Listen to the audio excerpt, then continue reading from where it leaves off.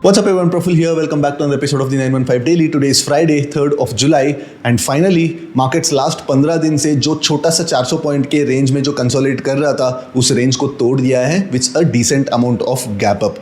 सो 24,200 and 23,800 के बीच markets almost last 15 दिन से कंसोलिडेट कर रहा था एंड फाइनली आज मार्केट्स ने ब्रेकआउट दे दिया है thanks to Nifty IT. Even today Nifty IT was up 2% after yesterday it's being up by almost 5% and yes finally India VIX 12 के नीचे क्लोज दे चुका है. Today the India VIX closed at 11.8 and there was a decent amount of crush in the premiums of maximum long term contracts and intraday price action also indicated that going forward the volatility will be relatively low. Throughout the day the markets was in sort of a consolidation. पूरा दिन 100 point के range के अंदर ही markets रहा and it is only somewhere around 2 o'clock the markets broke the day's low and finally day's low से 40-50 points नीचे आया है. But 200 पॉइंट्स का जो गैप था it is fairly large considering the volatility environment we are in. मतलब सोचो कल स्ट्रैडल प्राइस कर रहा है 200 rupees for the next 3 trading sessions plus 2 weekends. मतलब market is pricing in 67% probability that it would not move more than 200 points in either direction till Tuesday. But आज 200 points का एक बड़ा गैप अप खुल जाता है. ऑफकोर्स जो लोग ओवरनाइट पोजिशंस लेके गए हैं तो उनको पोजिशंस मैनेज करना थोड़ा मुश्किल हुआ रहेगा. But intraday price action was very much in line with what the premiums were implying.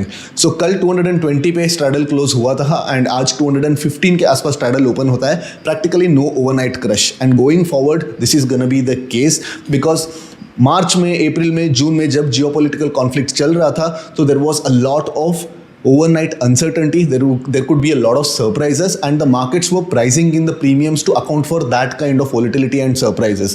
But अब markets में कोई surprises नहीं रहा है. At least till this point markets are not discounting any kind of uncertainty and surprises.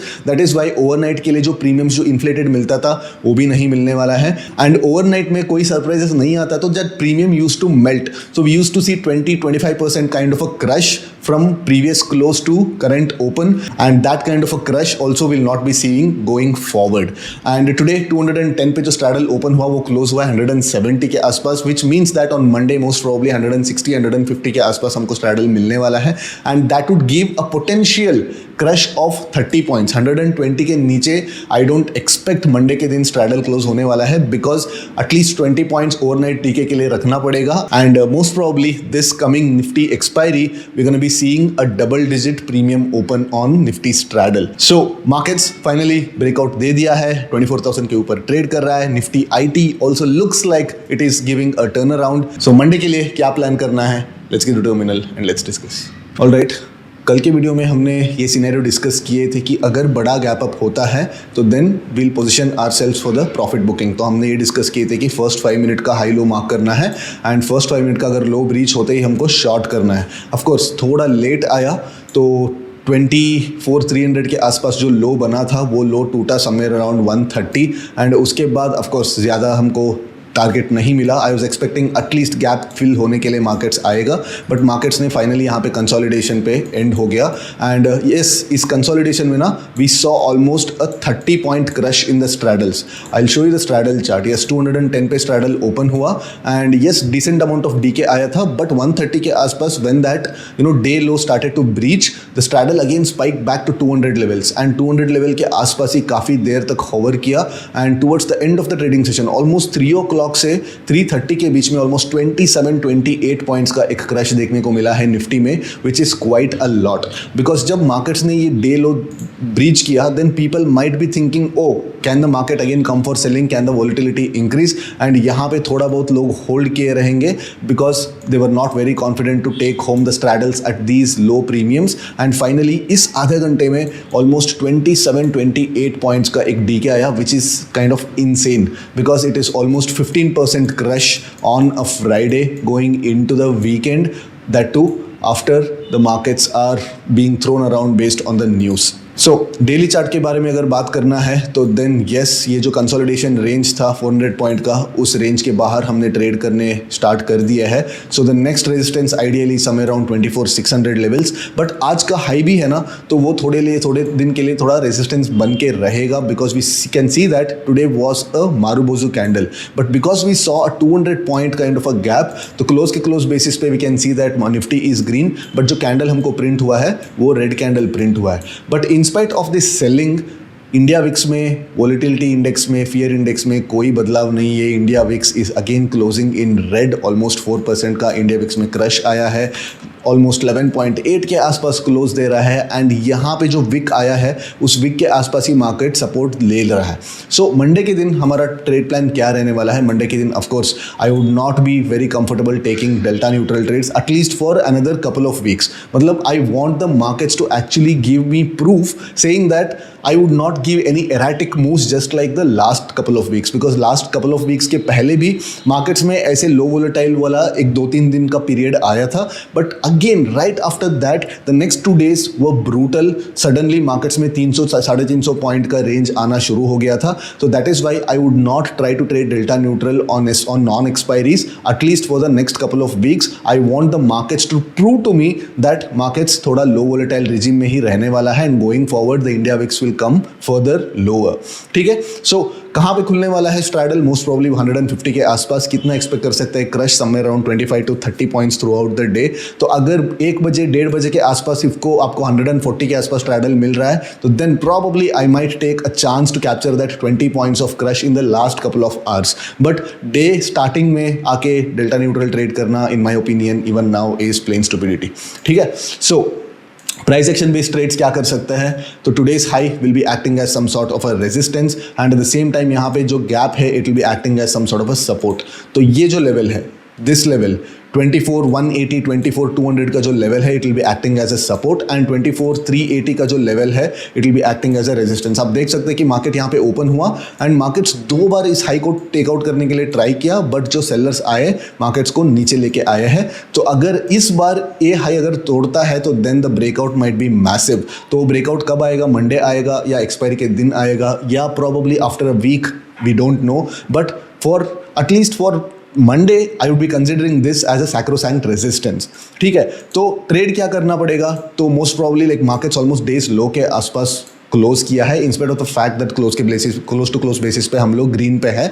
सो अगर market इस consolidation range में अगर ओपन होता है एंड डेज लो को, आज का लो को तोड़ देता है before 10 o'clock, then I would want to go short and मेरा जो टारगेट रहेगा समवेयर अराउंड 24,180 लेवल्स रहेगा. सो अराउंड 80 पॉइंट्स का मैं टारगेट एक्सपेक्ट कर सकता हूँ. एंड यहाँ पे मेरा जो स्टॉप लॉस है वो काफ़ी छोटा 40 पॉइंट्स का स्टॉप लॉस है. तो 1:2 वाला ट्रेड मेरे को मिल रहा है अगर मार्केट फ्लैट खुलता है तो. बट अगर बड़ा गैप अप खुलता है मार्केट, दैट इज 24,300 के ऊपर अगर मार्केट खुल जाता है तो देन मोस्टली मंडे वाला जो दिन है वो sideways consolidation kind of a day ही रहने वाला है, बिकॉज ये हाई तोड़ने से पहले मार्केट को थोड़ी देर और यहाँ पे वक्त बितानी चाहिए. ठीक है.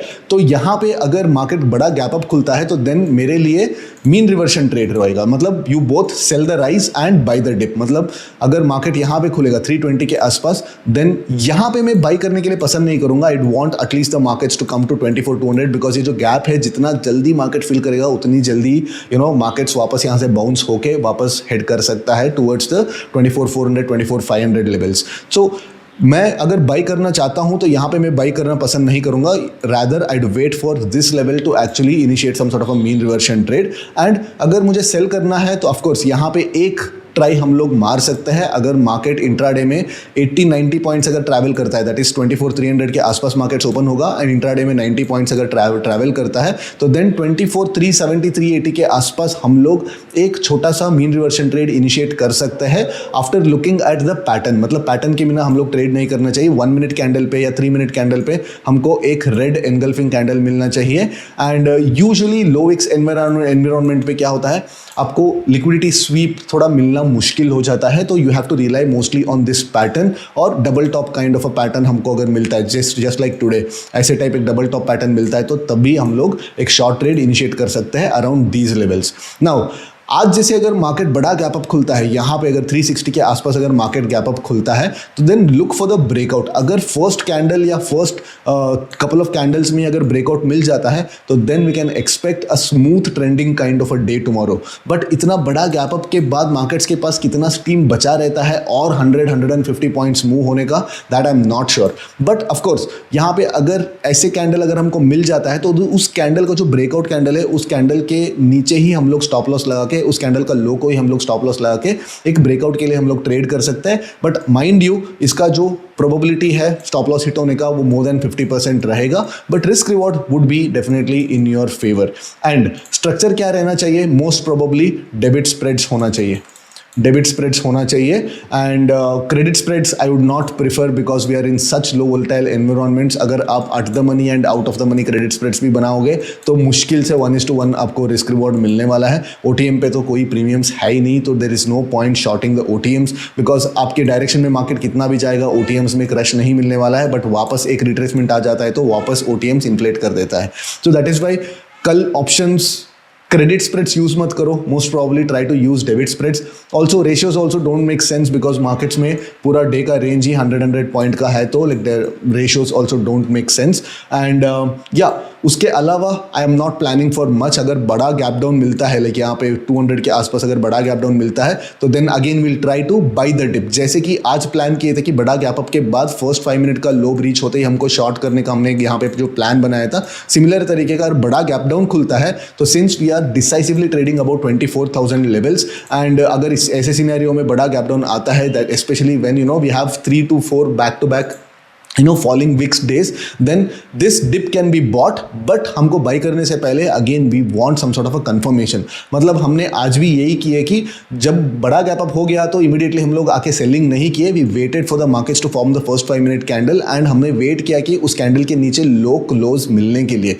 तो कल भी ऐसे ही करेंगे। अगर बड़ा गैप डाउन ओपन होता है तो we'll wait for the markets to actually form the first 5 minutes का candle and we'll take the breakout trade, not the breakdown trade. ठीक है, ब्रेकडाउन पे मैं ज़्यादा इंटरेस्टेड नहीं हूँ बिकॉज मल्टीपल जगह पे मार्केट्स को सपोर्ट मिल सकता है। So I am not interested in a breakdown trade, but I rather want to buy the dip and try to trade for the mean reversion.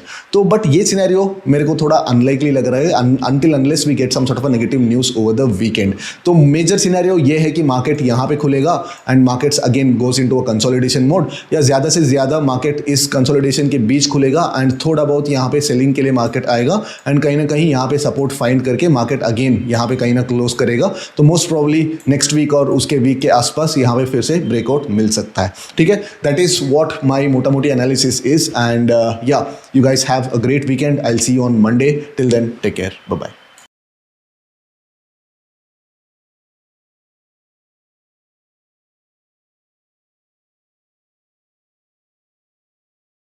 Investment in securities market are subject to market risks. Read all the related documents carefully before investing. Please read the risk disclosure documents carefully before investing in equity shares, derivatives, mutual fund, and or other instruments traded on the stock exchanges.